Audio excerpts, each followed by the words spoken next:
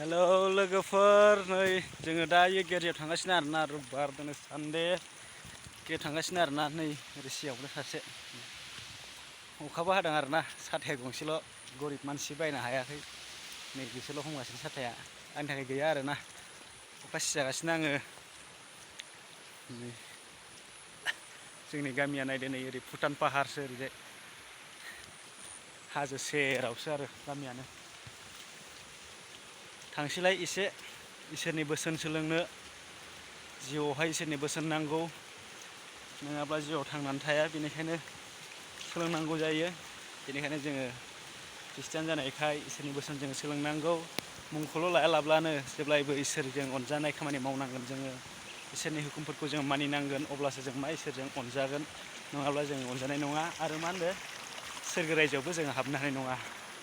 बेनिखायनो फै जोङो दिनैनि सानावनो, जिरायनाय सानावनो इसोरनि बोसोनखौ जोङो सोलोंनि, गोसो होनानै सोलोंनांगौ जोङो। मानोना इसोरा जेब्लायबो दैदेनो, जेब्लायबो हेफाजाब खालामो।